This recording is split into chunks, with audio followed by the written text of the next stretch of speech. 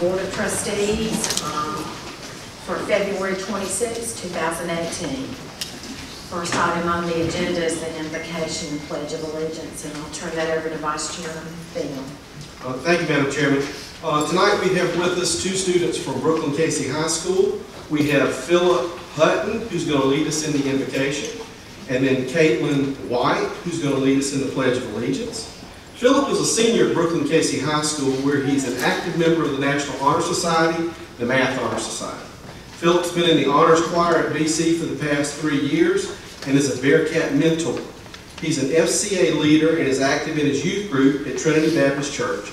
He serves as a junior marshal in last year's graduation ceremony, and in his free time, Philip enjoys spending time outdoors, kayaking, fishing, camping, and swimming. Philip has been accepted into Clemson University for the fall of 2018 semester and plans to major in engineering. Caitlin is a senior at Brooklyn Casey High School, where she's enrolled in the Quest program. She's been an active member of the National Honor Society for 2 years and is serving as secretary this year. Katie is a member of the French Honor Society, the Math Honor Society, and is a Bearcat mentor. She's been a BC cheerleader for 4 years. In her free time, Katie enjoys spending time with family and friends. After graduation, Katie plans to attend Presbyterian College to major in psychology and hopes to one day become a psychologist. With that, Philip, if you will step to the microphone and lead us in the invocation, and when he finishes, Caitlin, if you will step up and lead us in the pledge. So, thank you. Please bow your heads and close your eyes. Dear Lord, thank you for providing all that we need, for your grace, your mercy, and your love. Lord, I know we live in a troubled world. Evil and violence is all around us, but I know you give us good to hold on to. Please continue to protect us and protect our schools and our community. Lord, I pray that we strive to be more like you and having a humble and loving heart, to always love our neighbor so that we can be radiant beams of your light. God, I thank you for each and every person in here tonight, especially the leaders. I pray that in this meeting will be used to glorify you and that your kingdom may prosper through us. Amen. Amen.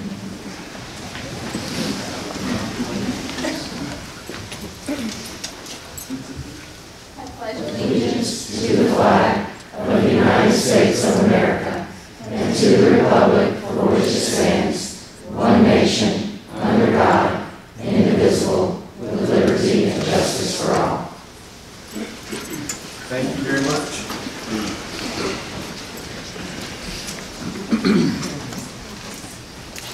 The next item is consent agenda, approval of the agenda, approval of the minutes from the January 19th, 2018 board meeting and the February 12th, 2018 special board meeting.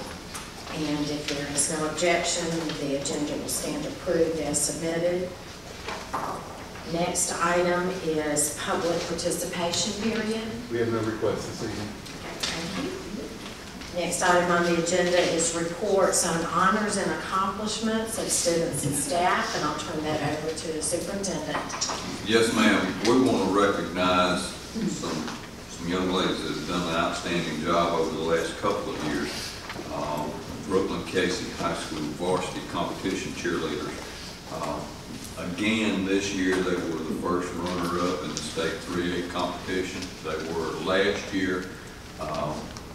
We brought them up as a group last year, but these girls worked really hard, and they've taken time to come out. So what I've done is asked Dr. Cooper if she could call their name. We'd like to greet each one of them individually, just so they get the recognition deserved for their hard work. So Dr. Cooper, if you'll kind of get them headed this way, I think they're out in there. We'll begin with Alexis Affronte.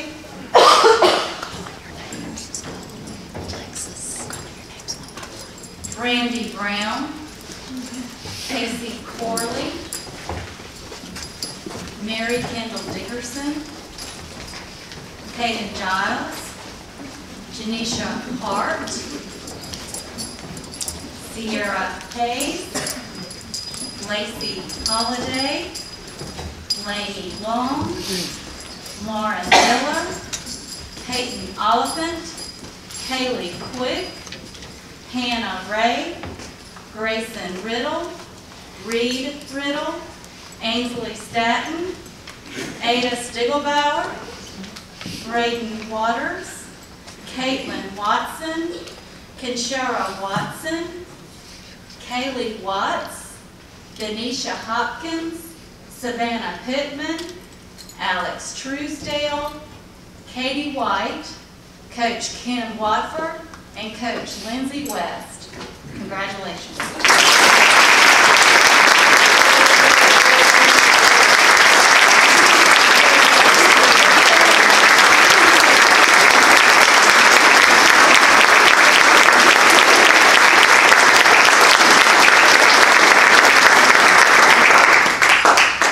Ladies, we appreciate your accomplishment. We wish you well as you look to next year for your senior. Thank you for what you've done.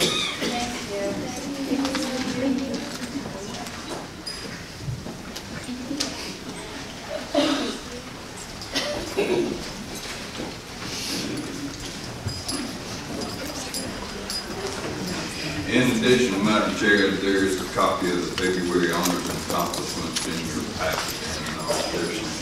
And there's some outstanding accomplishments there. Thank you, Dr. James. Next, we will move on to unfinished business. And first is update on Fulmer Middle School. Mr. Eisenhower. Madam Chair, members of the board, Dr. James, we have with us tonight to hopefully show the fly-through pod seats with jumper garter seats. Seats still out in the lobby. Steve, is Todd out there? Todd stepped out for a second, he'll be back, you might want to move on.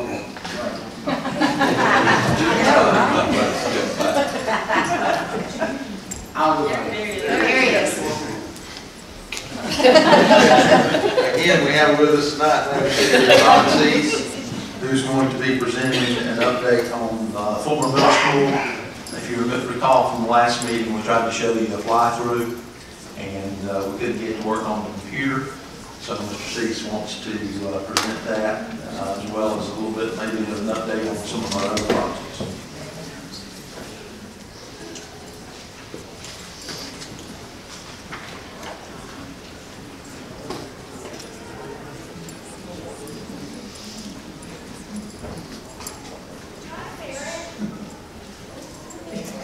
Good. Thank you, Don. Don told me he was going to put me on early. I just didn't know how early. So, Madam Chair, members of the board, Dr. James, thank you for this opportunity to give you an update on the work that we've been doing over the last couple months since we spoke last, and specifically about Fulmer Middle School and some of the other projects, Saluda River, as well as Cape and ES2 and BC. So, just to remind you, we all looked at the front rendering, front elevation of the new proposed Fulmer Middle School. This is standing on Boston Avenue, looking back at the front of the school. Just to kind of orient you, Boston Avenue runs up and down the left side of the sheet. Walter Burr Street is located here. Airport High School is at the bottom. You can see Fulmer Middle School fills up that entire site. And we're proposing to add a new bus drop-off loop at the front of the school. The parents would continue to come down Walter Burr Street, loop around the site, and drop off on Eagle Drive. And then all of the students being dropped off will have easy access into the cafeteria. All right, keep your fingers crossed.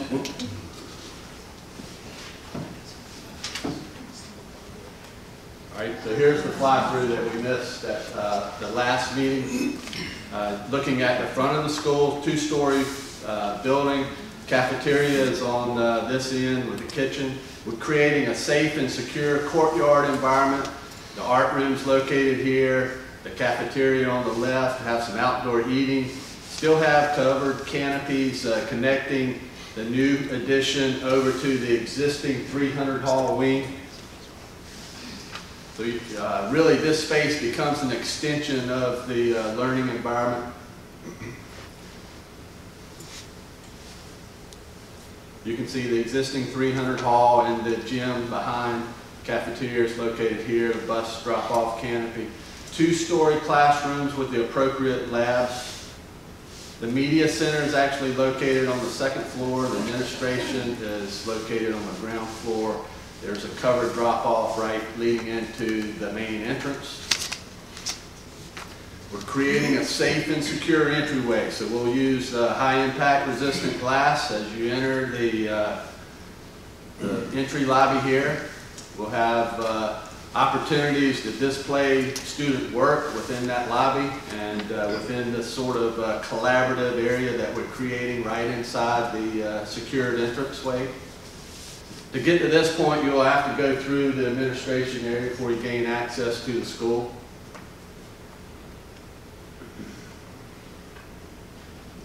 Kind of looking back. And then just, we'll continue to work on this rendering, but this is starting the media center, and there's a classroom back behind that you could open up into the media center, so a computer lab of sorts or special instruction. We'll be working with Megan and her group as we complete the design process, but the media center, again, letting a lot of natural light coming into the space, but also having sufficient book display area. And all of the furniture is movable, so it's very flexible in nature.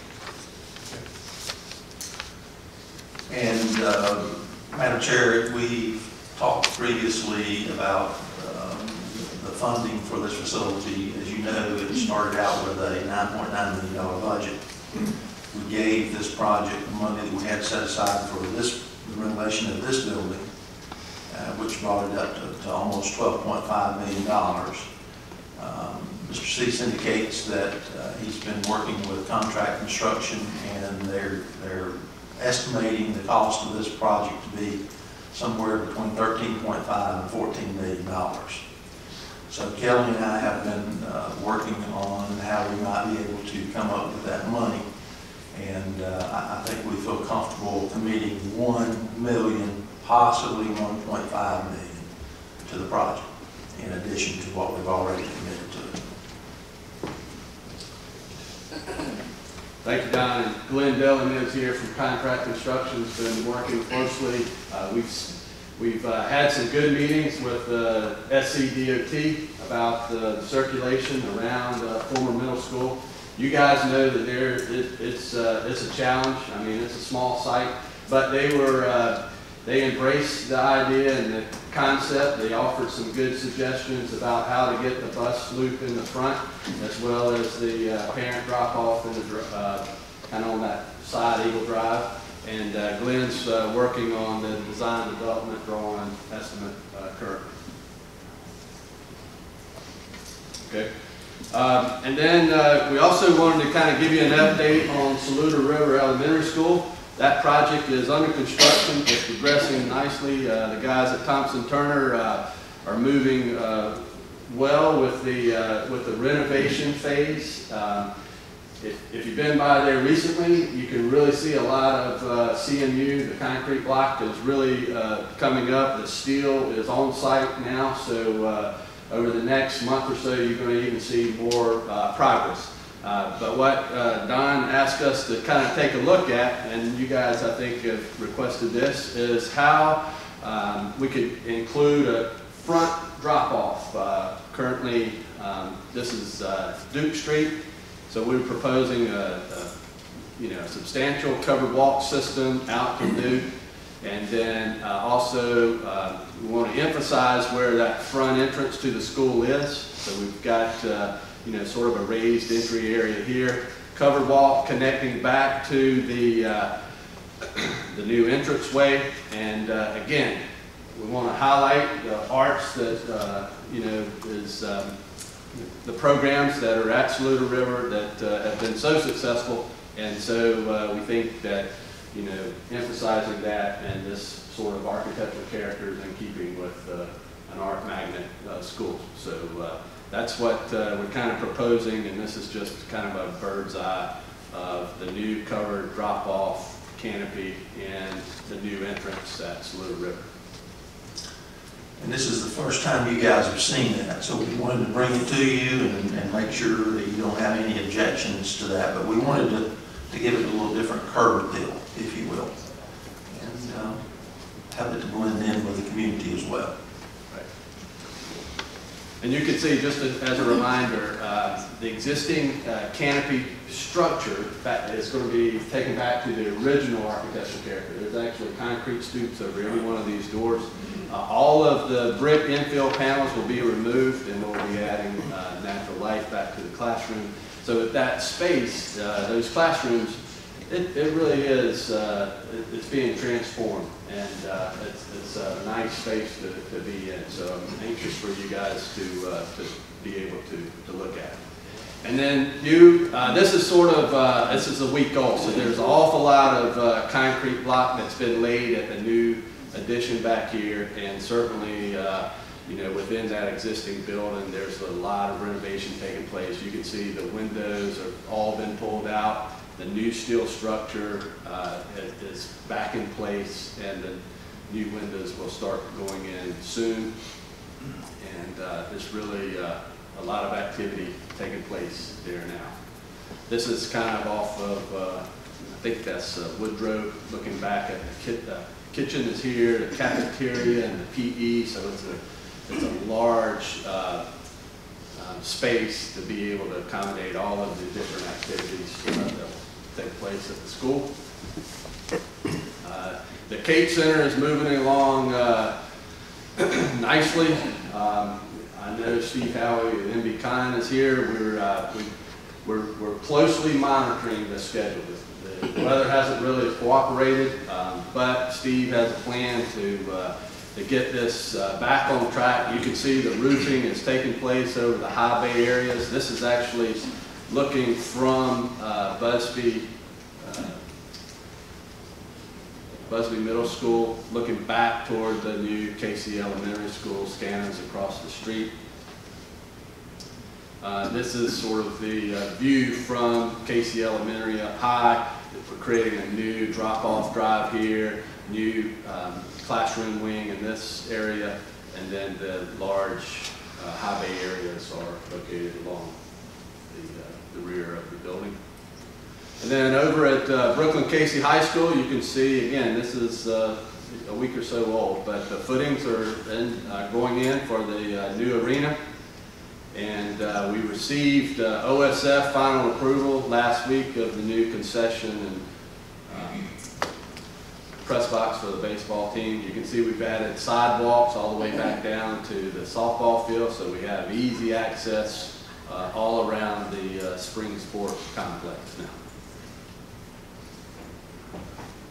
And then over at ES2, if you've been by there lately, this building is really starting to take shape nicely. The large part of the brick is on the Riverbank Elementary, and then this is just a close-up shot of it looking as you come down Cougar Lane.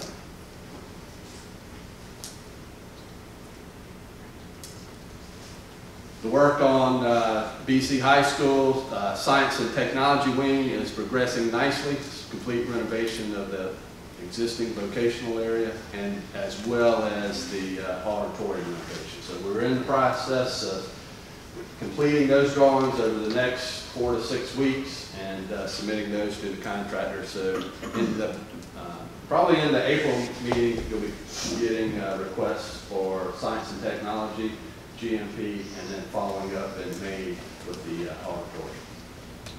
So that concludes my report. I'd like to try to answer any questions you might have. Again, thank you for the opportunity. It's exciting to see all of the progress, and it's moving along well. Todd, we got one other thing that we got to address, and that's the solar panels. Right. Okay. We'll back up to the Cape just to kind of show you the area. Okay. All right. So, you know, early on we talked about including solar panels at the Cape Center.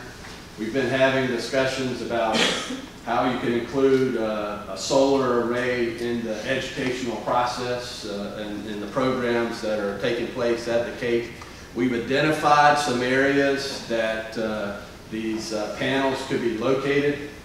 You know, at one time we talked about putting them on the covered canopy that would be built outside of the high bay area. I think Don makes a good point that, you know, while people passing by could see that, really the students would not have good access to those panels, and then trying to figure out how, you know, Bernie and Joni is going to be able to include, you know, that sustainable energy concept into their educational programs.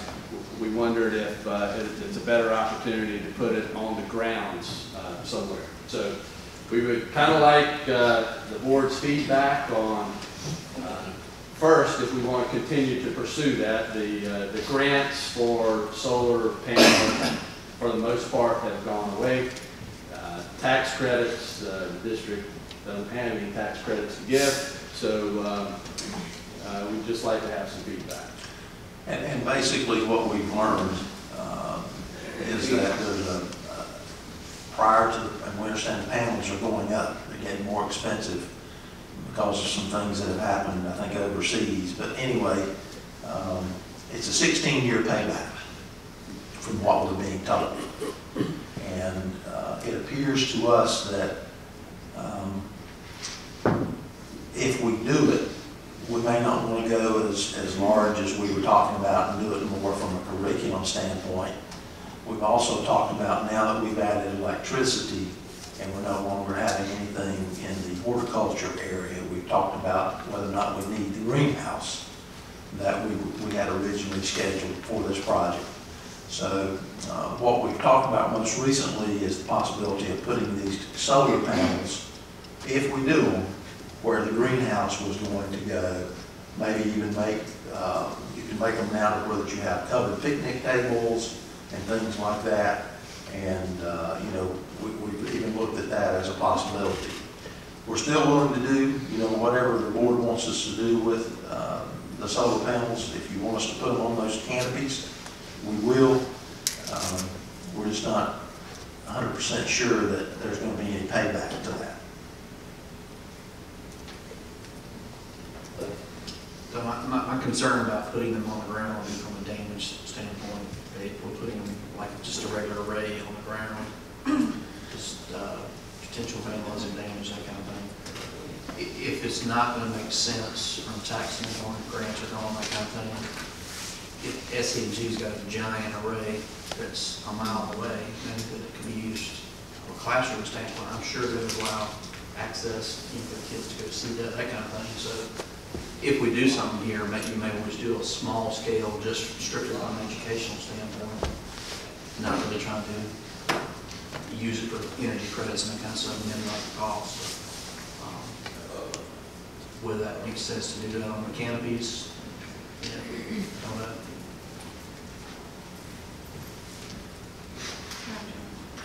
Yes, ma'am.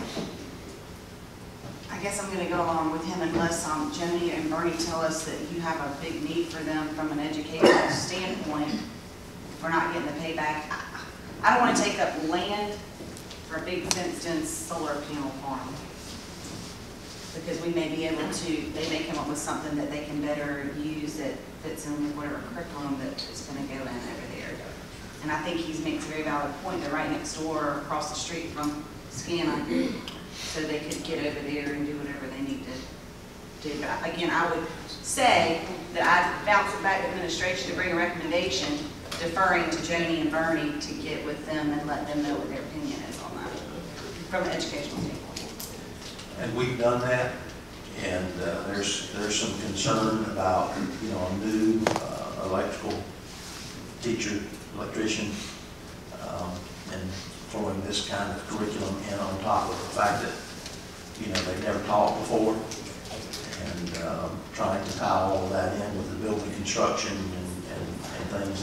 And there's some concern, I think, from the administration, in trying to throw too much at this new teacher. Ms. Brown, you asked about a recommendation. We've all talked about this for probably 2 weeks, and our our thoughts are we want to do obviously what the board wants to, but without the benefit, obviously we can't get a tax credit and grants are gone and payback is 16 years. And the instructional value would be small and a long time out. Our recommendation would be not to include those panels, leave the opening. We don't have the ability right now to put the greenhouse in, but we would have the property if we add that class. And so if the board's looking for a recommendation from us, we don't think the payback is worth what we would put into it, but certainly if solar is important to the board, we'll move forward. Rather have a space for the greenhouse at a later date. When was the greenhouse and the horticulture taken out of it? Well, it's not. We're just saying that we don't see a need for it at this point from a curriculum standpoint. We don't have instructors, or we aren't ready to do horticulture at this point. We haven't taken it out, and that is something that we want to do, but we don't have the people right now in place to do horticulture discussion. I thought this was, the facility was drawn up for that. It is. And we got the scout work. We can't get a teacher from now until. We're doing our best, yes ma'am, to get as many teachers as we can. But if we don't put it in, there's no sense in look for it, so I'm thinking. Well, there's no room for that teacher because we went with electricity. We're going to teach electricity rather than horticulture. Okay. At this point in time. Now, the reality is, you can always put solar panels on later. I mean, you can put solar panels on the roof, correct, Todd? I mean, that's something that you can find a spot. We do an alternative energy program, which I think is absolutely something we need to look at in the future. You can always do a small array somewhere on the campus. And we can do the greenhouse. It's in the contract. It's just that, we don't want, new building, we don't want to be criticized for putting up a $125,000 building that doesn't use for that purpose. But, if you direct us to continue with that, we'll certainly do it. We're just concerned about criticism.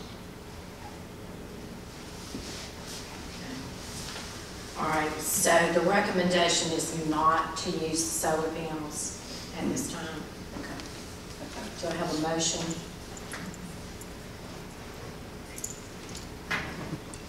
I'd like to make a motion that at this date that we forego the solar panels.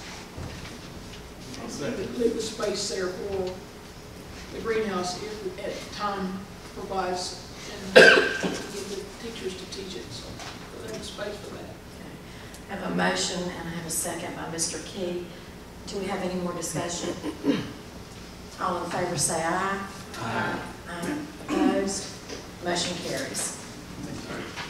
Thank you very much. Thank you, Todd. All right, next we are going to move on to new business. And the first item is an update to Administrative Rule AR IHCD-R, Advanced College Placement. Yes, ma'am, Madam Chair, members of the board, and keeping in alignment with updating policies from our school board, we just want to ensure that our policies match best practices as recommended by the school board. And so we are recommending you have those strike-throughs and additions in your packet regarding IHCD-R, Administrative Rule Advanced College Placement. And I'll entertain any questions you may have at this time.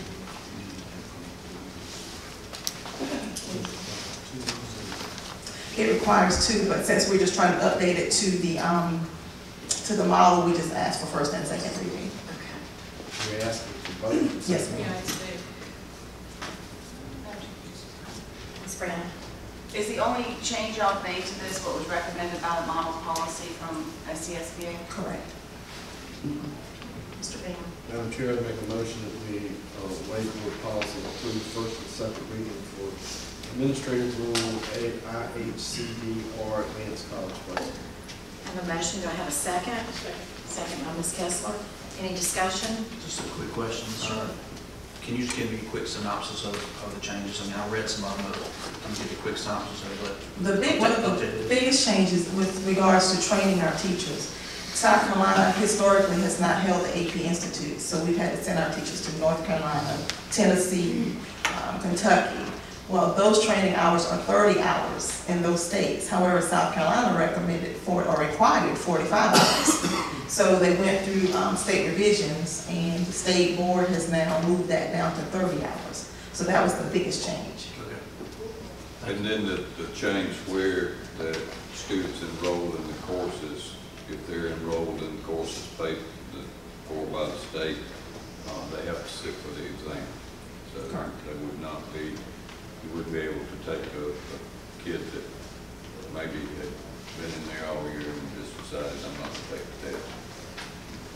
So we would send our teachers to North Carolina, and they would take a class, and they would have to scramble to find 15 extra hours to meet the South Carolina requirement. Okay. And that's the change. Thank you. Any more questions? I have a motion and a second. All in favor say aye. Aye. Aye. Opposed? Motion carries. Next, we have consideration for the expansion of the OASIS model at Casey Elementary School for school year 2018-19. Yes, ma'am. In September, we brought to you all some background information regarding the potential expansion of OASIS to Casey Elementary. We provided numbers for you at this point in time, and it's now just the end of February. We already have about 70 second graders who qualify for Gifted and Talented, which we're really excited about. So we have enough kids on both sides of the district to have robust models with regards to OASIS as well as AEP. So with the board's recommendation, we would like permission to expand OASIS so that we can begin to, if the budget suggests, search for a teacher and get the program up and going. As discussed in September, we would only start with a third grade cohort at Casey Elementary. So if there are no other questions at this point in time, the administration recommends the expansion of the OASIS model to Casey Elementary for school year 18-19 in an effort to make available more choice and lottery slots district-wide. Ms. Brandon? I'll make the motion to approve administration's recommendation, but I do have a question. Yes, so do you want me to ask the question first? That'd be fine. Okay. A lot of times in the past, we've actually used these types of programs as magnets to bring children to schools that may not be in as high of a demand. Correct. So it makes me wonder why, if we're going to bring it, and we need to get it in both sides of the district. I'm for that, but it makes me wonder if another location might need that or be better served by that. I mean, I would think we're not having problems getting kids to come to Casey's. It's a brand new school. Well, what has happened is in the past, BC number 1, where it was housed, had the least amount of kids to be served in the program. Actually, the kids who came from the Davis-Taylor attendance zone comprised most of OASIS. So with that being said, we would just think that we'd like to keep them on this side of town so that they could remain at site. But we're certainly open to recommendations if you all would like for us to revisit that. But that's why we chose Casey. I mean, I trust your judgment. You're our leader and our guru in this area. It's just, I would be concerned. I would at least look at what the numbers are going to flesh out at, Springdale and Congaree, and before we. Well, currently we have between Springdale, Schuylkill River, Pineview, and BC number 1. Currently we have 36 second graders who are, and I'm just giving approximate numbers, who have qualified already. On the Casey side, which we would recommend Casey, Congaree, and Wood, we have about 30 kids who already qualified. The numbers of kids that we are currently testing who already have one dimension of giftedness, for the Riverbank side, there are 60 kids that we're testing, and for the Casey, Congaree, Wood side, there are 66 kids. So the numbers are pretty comparable with regards to the pool that we have an opportunity to draw from. And I get that, but I'm saying where they're actually going to go, do we potentially need more students at those schools? Because I'm just saying, I don't think that you need a big draw for a brand new. Oh, I understand. You know what I'm saying? Yeah, I understand what Schools you're that saying. aren't necessarily a brand new school, I understand. may actually need the kids. That's all I get I what want you're you to look saying. at. Yeah, okay, that's fair. But I'll make the motion to approve the recommendation. Thank you, Ms. And I'll second that question. Okay. Are we still looking at the Oasis possibly going to Springdale and Conway? Are we looking at that opportunity there? Well, based on what she's suggesting, that we go back and kind of revisit, maybe KC may not be the best site for it, so we'll go back and run the numbers again. We just kind of need permission to kind of start, once the budget hits, looking for a teacher, but we can certainly bring back a definitive placement with regards to the classroom. I think we're all in favor of having 2 Oasis programs on both sides of the district, just where makes the most sense to put it. But I would think there might be some space challenges potentially at Springdale or Blue River or something like that. And I'm thinking there might be a space challenge at Concord as well. But to clarify too, we're going to do Oasis at both, and Yes. we'll do an AEP at both. Correct. We'll have a hybrid approach at both. All right, any other, I have a motion and a second. Any other questions? All in favor say aye. Aye. Opposed? Motion carries. Thank you. All right, next we have consideration of relocating adult education to BC Grammar School number 1, summer of 2018. Yes, ma'am, Madam Chair. We have a presentation, Christy. We've talked about this. Christy has put together some stuff she had done and worked on for a couple of days, and it's kind of a vision as to what this space would look like rather than just adult ed. It's kind of a one-stop shop, but anyway, yeah, I know Christy, I stole the line, but anyway. Hey, good evening. Ms. Wiley and I are here tonight to talk to you about our proposal for opening a comprehensive Lexington 2 Family Service Center. In this Family Service Center, we would have workforce readiness, school readiness, and family support services. Did a little research, and within the Midlands area, there is no other comprehensive family service center in any other district. So we would be the first district to have a comprehensive family service center. Workforce readiness. As you all know, adult education is the #1 provider of workforce readiness in the state of South Carolina. Existing right now, we have high school credentialing, GED and high school diploma, work keys instruction. We have transitional services, meaning when students finish with us, we want to transition them either into post-secondary or into the workplace.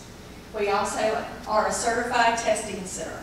We do tape testing, ACT work keys assessment, ParaPro assessments, and the Pearson VUE GED assessment. Just to give you an idea, I ran some numbers today, and we have had 312 students walk through our doors since July 1. That does not account for the ACT work keys assessments that we give to the public.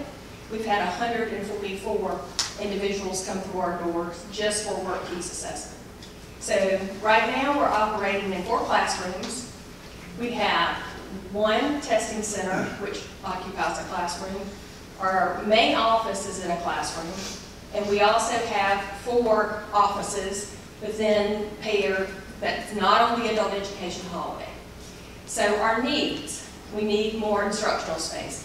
As you see, with 312 students, that's spacing them out between our morning, afternoon, and evening program. We need more space. When we moved into PAIR, we had to cut our ESL program. We had to cut our child care for our students. So I would like to reinstate both of those if we were allowed to move into a new building. We need better office space. Right now, myself and Ms. Keith, the intake counselor, are located on the alternative high school hallway, and then my transition specialist and my data entry clerk are housed in the media center. So as you imagine, I get my 10,000 steps in a day, trying to get around to everyone and make sure everything's running appropriately. So if we are all centralized, that would help. And we need training space. I was approached by the State Department of Education last school year to write for a grant to be a regional training center.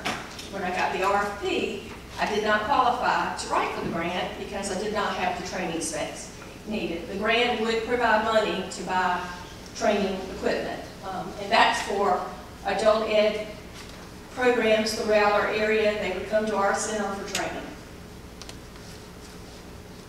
So what I'm proposing is we're going to double our space. Okay, we would occupy 9 classrooms, 1 testing center, and then we would have 4 offices. So altogether 10 classrooms and 4 offices, I'm sorry, and 1 testing room. Okay. Ms. Riley, who is my partner in crime here tonight, she's going to talk about the family school readiness part of this.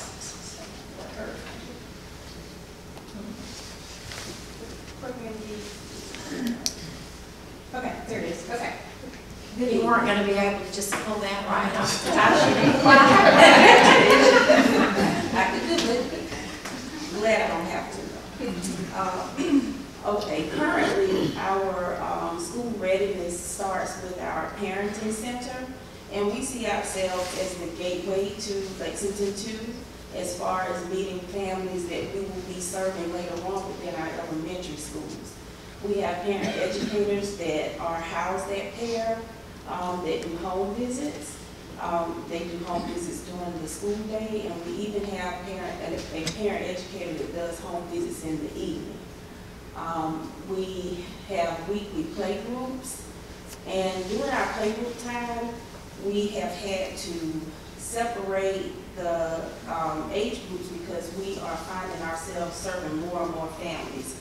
And we have a variety of age children coming in to do the play groups, and it just makes more sense for us to have more space to be able to separate the play groups out and to make it more convenient so that families that have multiple children come to play groups will not have to come on multiple days. Okay? We have group connections that we offer for families, and most of the time the group connections happen off campus, but we would like to have the space to do even more group connections on campus. We currently have a lending library that's housed in a cabinet within the same classroom that we do our group connections. We need more space for our lending library. Parents are able to check out age-appropriate materials to help their children with pre-literacy skills, mathematical skills, and right now we're busted at the seams. We would like to be able to purchase more items for families to be able to check out and check back in at their leisure. We're busting out the seams at this point in that one classroom back there.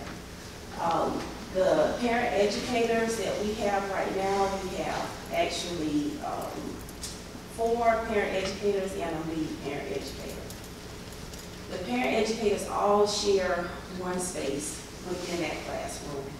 So if you can imagine, if someone's trying to get their work done and a play group is going on at the same time, that's not an environment that's conducive to making sure that their numbers are entered right into the first step system. We just need more space at this time. We've outgrown it. Not only that, we would also like more classroom spaces, more office spaces, and we would like to be able to offer a larger space for our clothes bank, which is actually housed in my office currently. It's an eyesore, but I said I did not mind having an eyesore there because it meets the needs of the families that we serve, and so that's a greater cost than we have in a neat and tidy office. But we would like to partner with Christy with Adult Ed and being able to offer that clothing bank along with the food bank, and that will come up in a later slide. So my office is housed outside, and the running joke is I got to run inside to get to the park because I'm outside of PAIR. So if something happens, it just happens, I'm out there. And it's safe to a certain extent, but it would feel a lot better if I were housed inside, and we would definitely be able to move my office inside if we were housed at BC Brown. Okay, and I would have a restroom down the hall. You ready to go to the next slide? Any questions about any of the information that I shared with you about school readiness and our offerings and our needs? So the third wheel, I guess, of this is the Family and Community Support Services. Our ideas for that would be a clothing closet, a food closet, a parent resource center, because a lot of times my parents that I have in my program come to me because they just don't know. They don't know where to go, they need help, and so she runs into that as well with her parents. So we would have a resource center for those parents. We are looking at, we could have family support groups that would be run by outside agencies and some of the potential partners that we have. Our International Resource Center, as you know, 17% of our population are international, and so they as well need assistance, and so we would be able to assist them. These are kind of things that we're already doing in adult education. We would just make it a little more formal, I guess. And then, of course, we talked a little bit about the meeting space, but we would also use that meeting space for district functions as well as community groups. And, you know, of course, the community groups would have to go through the protocol and go through Mr. Eisenhower and all that. So some of the potential partners, some of these partners I have already, you know, I'm working with, or Rhonda's working with, Vocational Rehabilitation, Midlands Technical College, the City of West Columbia, Lorraine Act, PESOS, DSS, United Way, Sodexo, Fatherhood Coalition, the TRIO program, First Steps, and Lexington County Mental Health. Questions about that? Spoke? Hey, so why BC number 1? And if you're in real estate, you know, location, location, location. The location's very visible. It's on the main thoroughfare. So it wouldn't be, you know, you go right here, you go left here, it's pretty visible. It is, for my students, very important that we're located on the city bus line. And that is a location on the city bus line. And the building itself is very conducive to our current and future needs as we're looking into the future, where we would like to go. And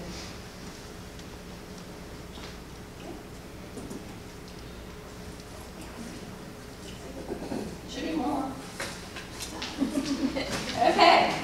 By offering these services in one location, we can build strong families, build strong students, strong communities together. Thank you for all your support that you always give us. Any questions? So I gather that BC number 1 has all the needs that you need? Yes. Yes. So it sounds like it'd be a good fit. It is a good fit, and just the location is just ideal for my students with the bus line and being centrally kind of located, and then with Ms. Ron's students being able to, it's visible, being able to easily access it. Madam Chair. Ms. Brown. I'd like to make a motion that we approve administration's recommendation to relocate the adult ed programs and the other program to BC Grammar 1 site during the summer of 2018 as presented. And while I'm making that motion, I think y'all do an amazing job. The services you offer families is incredible. I used to come to some of those and read in classes and stuff. It's really heartwarming.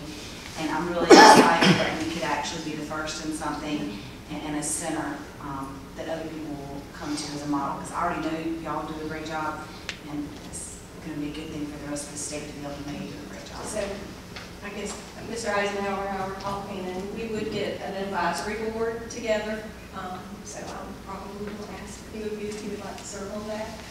You know, so we will be able to help our community at large. Second. Okay. Motion, please. I have a motion and I have a second.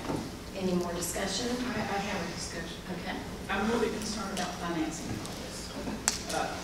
I assume that Dr. James and people have looked at financing and keeping this facility operational for this program. Yes, ma'am, we've talked about that, and one of the things that you'll remember, one of the more outstanding things about the program that Christie runs is it's performance-based. They're funded because of their output, and every year that I've been here, and I think well before I got here, she and her staff have exceeded all expectations, so I'm familiar with the program, I just want to make sure because we don't see any issue with being able to fund that program. And the building, is it, is the building in good shape? No problem with the building? Yes, sir. The building's in better shape than the one they're in. Yeah. And I will say that, we've even talked about we asked you to approve of a digital sign for this location. And we've even talked about how that we would prefer to put this digital sign at their location because it's so much more visible.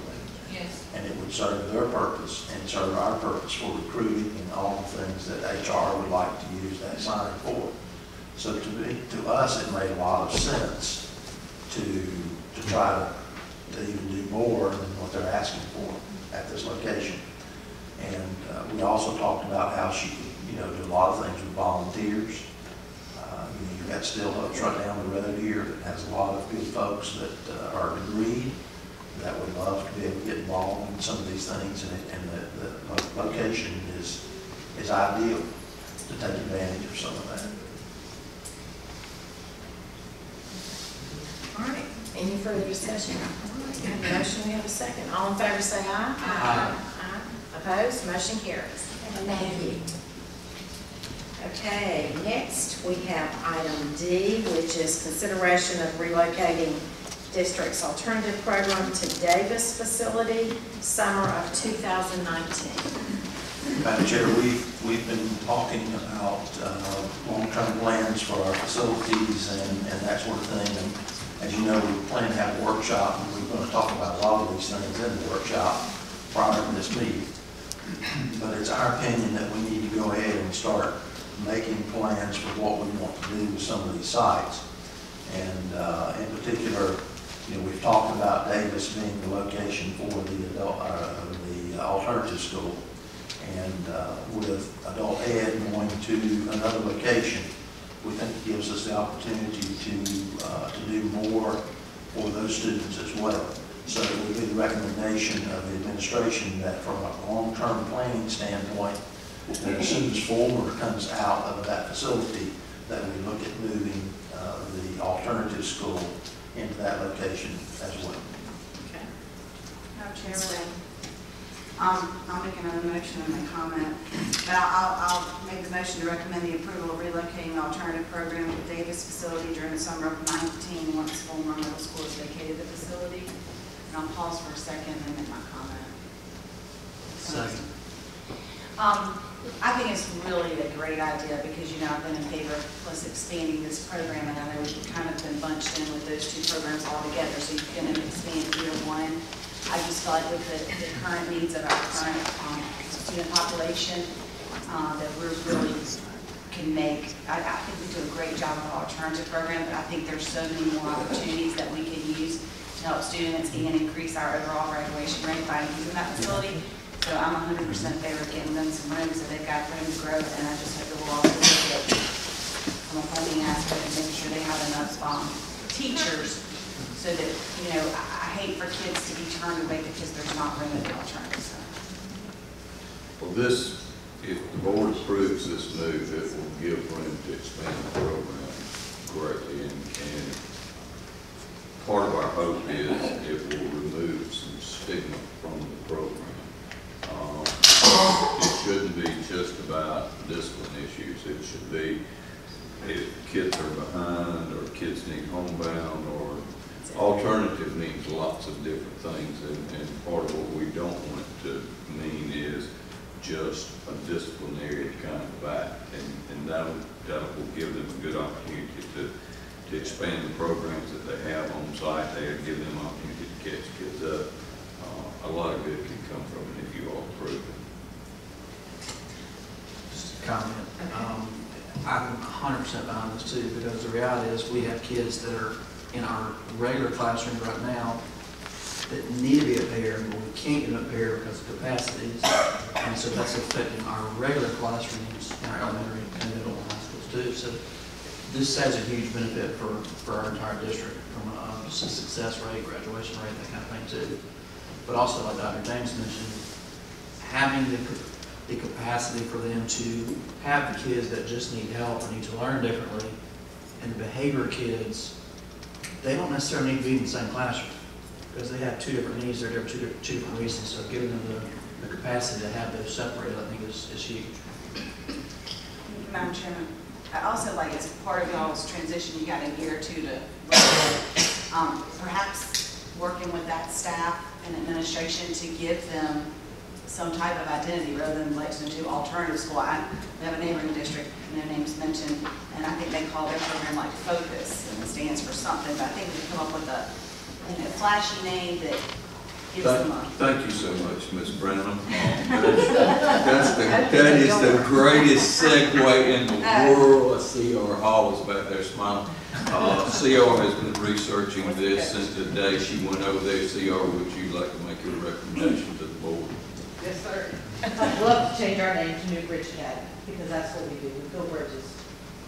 We bridges back to homeschool, bridges back to adult ed, bridges, transition skills. That's exactly what we do. I would make a motion for that. I did not know this in advance. I'm not talking to CR about 6 months, but we just were thinking alike, I guess. But I would be in favor of that. Okay, we want to, so we're gonna have 2 motions, or you're adding that? Sure, I'll make a motion to approve the Just amend it. I'll amend it to name the program New Bridge. Okay. Yeah. Okay. A second. And we have a second. And thank you both, Ms. Brandon and Mr. Jones, for your comments, and I totally agree. All right, any further discussion? All in favor, say aye. Aye. Opposed? Motion carries. Thank you, ma'am. CR's happy as she can be. Madam Chair, we also have with us tonight Director of Operations, Mr. Gilbert Person, and talk to you a little bit about our plan for all the moves that are going to have to take place this summer, and a proposal for how we might be able to pull all of this off. And this is, and I don't want to steal your thunder, Bill, but this summer will be double what we had last summer. So it's going to be quite an undertaking, and I think we need to support these guys in trying to come up with a good plan to do this. So, Madam Chairman, Dr. James, and the board, thank you very much for letting me have me here. Like Dr. Mr. Eisenhower said, we are substantially more moves. We had 4 last year, and so this year we have 8 going on. Last year was kind of elementary, so a lot of furniture stayed there. Now we're with the middle schools and the elementary's out, and that's going to cause a little bit more havoc. We also have 8 additional schools that are getting new furniture. So this is we got new furniture last year too, but all that woven together just creates a lot. I think last year Tommy King had a plan that kind of went through, and we started school. So Tony, Sheila, and I have been talking about this, planning this. We want to use professional moving line. I think Richland 2, Lexington, Richland 5 do that. We want to put it out to bid pretty soon to get unit pricing for 2 moving guys, a truck, and this and that. So the big heavy stuff, vocational schools, kitchen equipment, we want to do that with maintenance. We got forklift trailers. We want to handle it nice and neat, and it makes the bid process for the moving of simple furniture, simple desk a lot cleaner. So that's kind of the proposal. We feel like we've got a good plan. We're ahead of the curve right now, so we'll go ahead and try to pin somebody down before they get into having a full schedule for the summer. Hopefully, get some better prices on that. Any questions? So the recommendation is to approve the moving plan as presented? Yes, ma'am. Okay. All right. Madam Chair, I make a motion to approve the moving plan as presented. We have a motion, have a second? Second. A second by Ms. Kessler. Any discussion? All in favor say aye. Aye. Aye. Motion carries. Thank you, sir. Thank you very much. All right, next we have item F, consideration of request for out-of-state or overnight student travel. And I think we have like 4 to ratify. So I'll turn that over to Ms. Brown. Thank you. I'd like to make a motion to approve and ratify the out-of-state requests as recommended by administration and Mr. Manning. I have a motion to have a second. Second by Mr. Key. All in favor say aye. Aye. Aye. Opposed, motion carries. And Thank you, Mr. Hinton. Next, we're going to move on to administrative divisional reports, and the first is from the superintendent. We have no report tonight, Dr. Jones? No, ma'am, I have yielded to advanced ed. Okay. So we'll now turn it over to instruction. Thank you. Madam Chair, members of the board, there are several documents at your place tonight. I'm going to kind of flip through. I want to draw your attention to the system accreditation schedule. It's in your booklet under instructions. At our place? I'm sorry, in your booklet, I'm sorry. Okay. I'm sorry. No problem. So the first document I'd like to bring your attention to is the schedule. This is a draft schedule. We hope to solidify it by the end of this week, but the big dance does begin for us on Sunday evening. Unfortunately, our lead evaluator had to withdraw his name. This is the person we've been working with for about 2 months now to prepare for the visit. His mother actually transitioned on yesterday. And so around 5:30, Dr. James and I received an email from the South Carolina office that we have a new lead. She's coming from Wyoming. We have not had a chance to meet with her yet to kind of get acclimated and discuss how she would like things run. So what you see here before you is actually how our old evaluator kind of wanted things run, but it's all based upon the lead's decision. So I will say at this point in time, on page 3 of the document, board interviews are scheduled for Monday, March the 5th, beginning at 1 p.m. And you will see how you have been divided and for where you are to report.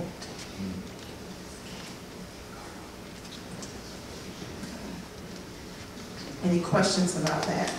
Also included in the document, you will see the parents and community members at the back of that scheduled packet for whom we have invited to come and speak on our behalf.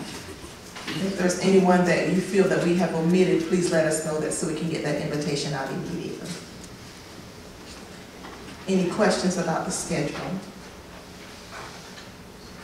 Okay, the next document in your notebook is just for your information. It's the System Quality Factors Diagnostic, and this is the document we use to kind of assess ourselves on the journey. So we just want you to be aware of what we used. And at the back of that document, you will see the district's response and how we wrote it up. So we wanted you to, for your nightly reading pleasure, to review that so you can be able to discuss that should this document come up in your interview questions. As they speak with you, the board will obviously be the governing authority. The district office and school administration will be leadership, and so those are broken down. We're trying to figure which area we fall in with what. So any questions about the schedule and our summaries? So you have before you also in your notebook the Lexington 2 strategy map, and this is kind of what we're calling our self-reporting document. Because once you evaluate yourself and assess yourself, there should be areas for improvement. And so these 3 goals we lifted from our strategic plan after analyzing surveys and inventories and speaking with our community members. We've had some awesome community meetings. I know Mr. Josh, Mr. Hook mentioned one of the meetings that we had about 2 weeks ago. You were aware of that one, but it's just been awesome to sit and talk with our community on how we can improve in Lexington 2. I will say that our community celebrates us, and they're very proud of some of the work that we're doing, but they also were very honest about areas we can improve in. And so we have self-reported 3 areas that we're going to give to advance ed to say here from our strategic plan, from listening to our constituents, from looking at our survey, as well as looking at our data. These are 3 critical areas that we're going to work towards for the next couple of years. And so we have provided that information to you as well as talking points. And I will be glad to entertain any questions you may have at this time.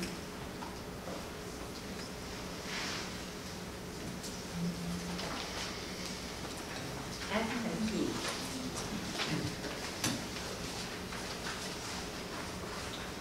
Also in your packet, we have the homeschool report. This is just a report that we are to provide to you annually per our policy, and so you will see the numbers as they are broken down. Last year there were 178 homeschoolers. This year we have 179. Thank you.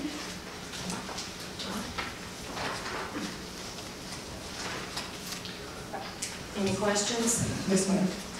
So, go back to the test part, system quality factors diagnostic, are we supposed to fill this out? No, that's just what the answers we had to, this is what the questions we had to respond to. And that's how we wrote this document up. Okay. We took this document as our guiding questions, and then we wrote these narratives. Okay? So this is like the district's response. Thank you. Any other questions? Thank you, ma'am. All right. Next, we will move on to finance. Good evening, thank you. I have before you the monthly financials from January. First, we have the revenue. You'll see that our property taxes, January is the big month of property taxes, so roughly 13 million received. You will see that overall we're down just slightly from the prior year. A lot of that is because of EFA. We were down on our 45th day from the previous year at 135 day. And also the state had capped out the base unit cost, so they decreased that $10 on the base unit cost. We're kind of monitoring the enrollment projections for 135th day and hopeful that that will rise back up at that point. But that's down slightly from where we were hoping to be at this point in time. Property taxes, however, our assessed values continuing to grow. So we're up about 2.5% on just our regular real property tax revenue. We are down slightly on vehicles, so everybody needs to go and buy a brand new vehicle. We get that back up. So overall, we're still up on our property taxes from where we were this time last year, so that's very good. But I would have to answer any questions on revenue that you may have. Any questions? If not, we have expenditures next. And they are trending as they should. You have to answer any questions on expenditures.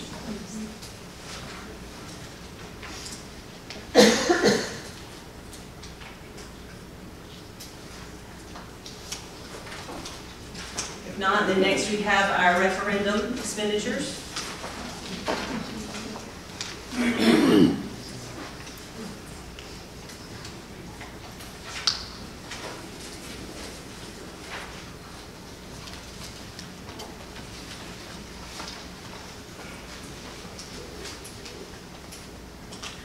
If nothing, that's all I have on the January financials.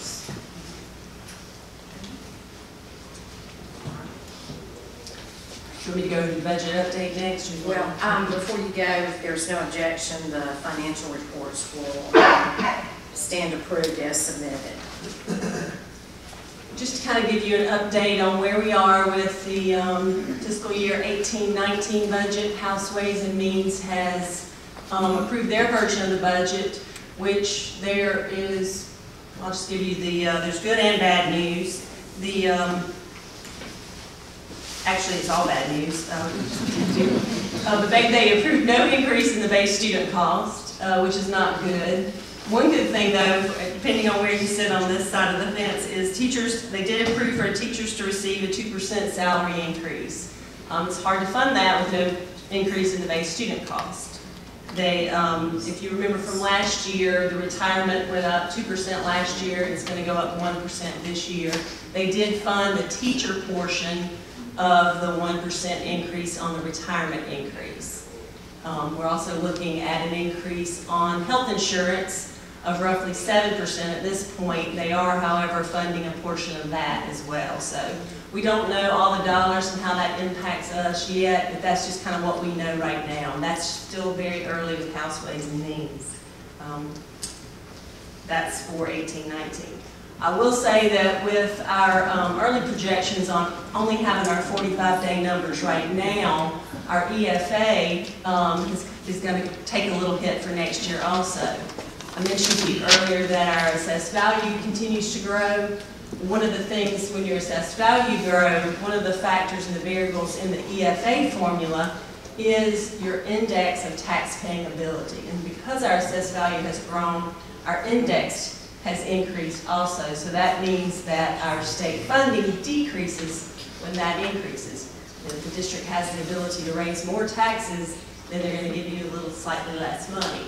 So just with our projections right now, with where we are with no increase in the base student cost, our 45-day numbers, which we again hope that that improves, and with our increase in the base student cost, we're looking at a negative $1.2 million for next year from where we are this year. So that's probably the worst of the bad news right there, but all basing that on the base student cost being no increase. So we're hopeful that the House, Senate will do something about that piece of it. That would be the most helpful. So just want to give you that news of what we know today with 18-19 budget. Okay. Any questions? Thank you. Thank you. Next item is administration and student services. First is building progress report. Madam Chair, members of the board, Dr. James, once again, we've provided you with a written update of where we are in all of our projects. And I want to say I appreciate Mr. Cooper. In my absence, he took care of this as I was out with some issues with my family. We really appreciate him doing that. But we'll be happy to answer any questions that you might have on any of this information. Madam Chairman, Ms. Brown.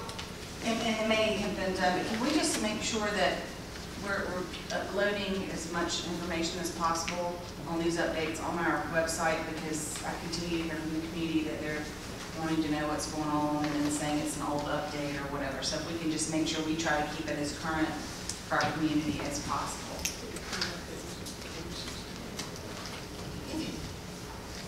Mr. Johnson. A quick question. I know there's issues with the courtyard fencing at the airport. Can you tell me kind of where we're at on that as far as the ingress, egress stuff that they didn't like?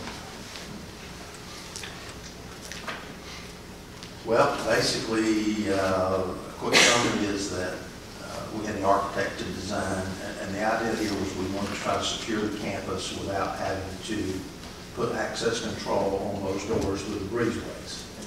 So we asked the architect to design a fence that would accommodate those needs. And we basically got the design, we installed them. OSF came out and told us that the egress had not been figured properly, and that in order for us to be able to accommodate an emergency where the students were coming out those doors and leaving that courtyard because they can't evacuate from one building into another building, basically. So they'd have to be able to come out of that courtyard, and the design that we have just does not have adequate egress for the number of students that would be coming out of those courtyards. So we've been working with the architect to try to come up with a way to salvage this. And as you know, we're not on the best of terms with this particular architect. And it has been a very difficult situation. They are not willing, let me just put it as clearly as I know how, they're really not willing to help us resolve the issue.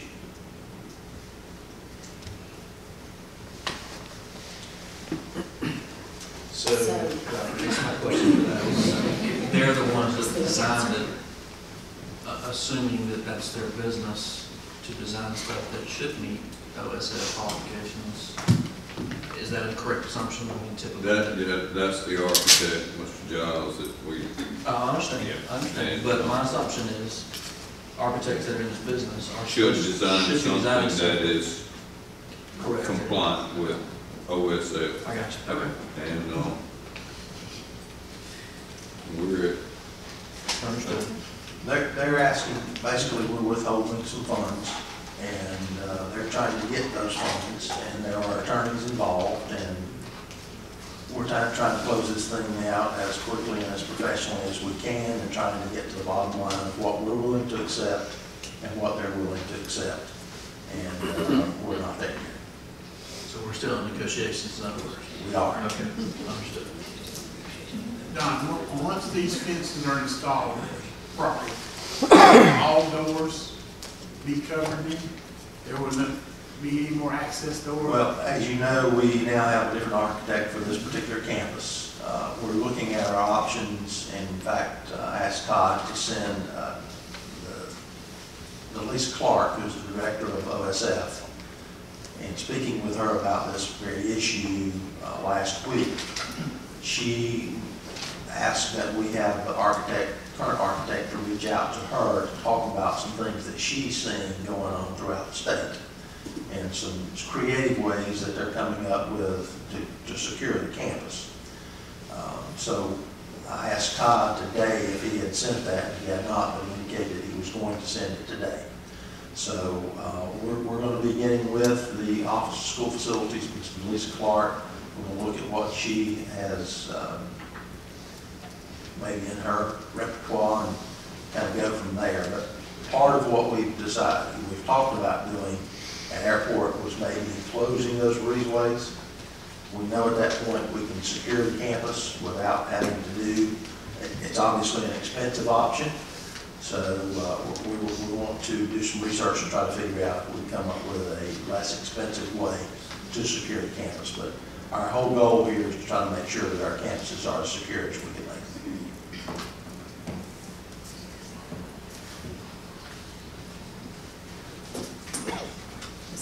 What was the original date for occupancy of the field house for a press box for airport softball, baseball? Before baseball season started. I wanted to hear you say that because I thought that was my recollection. But again, it's the same architect and the contractor. I don't want to hear too much dirty laundry here, but basically the contractor and the architect were trying to work out enough details so that the contractor doesn't get left out in the dry on some design issues. And that took a lot longer than it should have. The contractor would not start until they had some answers, and again, it took a lot longer than it should have. These updates haven't changed too much for a couple of months, so I now am concerned about are on schedule to open, particularly Springdale. Are we going to be ready to open these facilities from the start of the school year 2018? Well, the contractor came 2 months ago and told you that they were on schedule. And Well, see, that's about where we are 2 months later. I mean, I'm not going to sit here and tell you that I don't have concerns about some of our projects. I do. But I will also say that the contractor on those projects has increased some supervision, has developed some different strategies. Did we put the clause in for penalties for days beyond? Well, those contracts were all established prior to our arrival, and I don't think that there are liquidated damages in those contracts.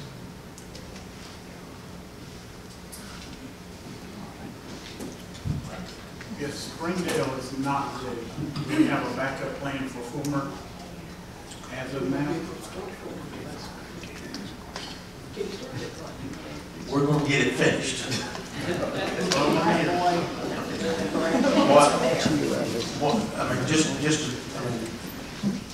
Some of the strategy that I've incorporated, that Mr. Cooper and I have incorporated, as well as Mary Evans with Tommy, we've worked real hard to try to make sure that the older portion of the building is finished.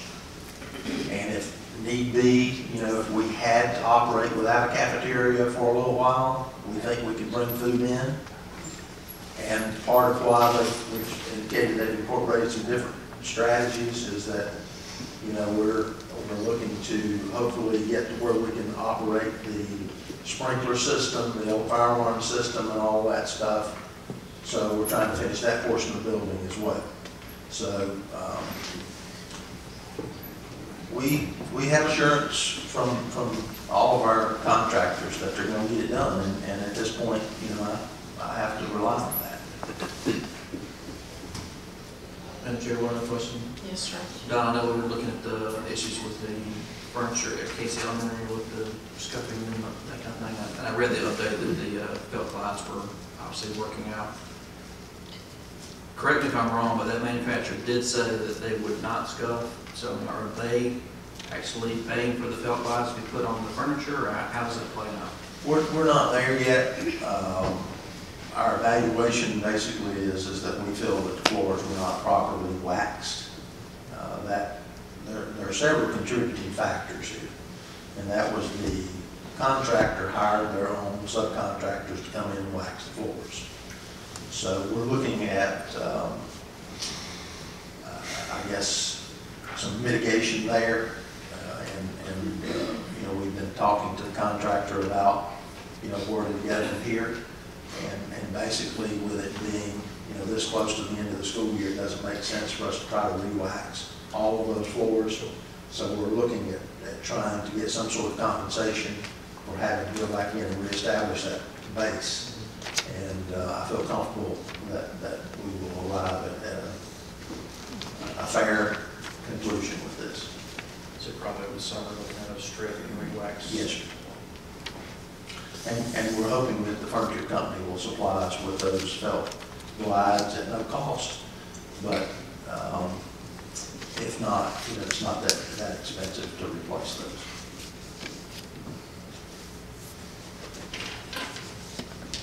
Okay. Any other questions on the building progress report?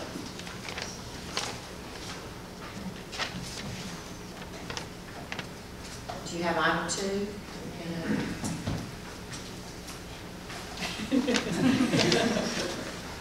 Future facilities use. Okay, as we talked previously, we want to start making some plans for all of these facilities that are going to become vacant. I don't think anyone wants to see some of the same circumstances that we've had in the past. So part of what we want to do is we want to, I've heard the board say that they would like to keep the Pineview site and look at it as a potential location for another school down the road. If indeed we're going to do that, then my recommendation would be to tear the facility down, look to acquire property that adjoins that school site to try to give it just a little larger space as those properties might come up for sale.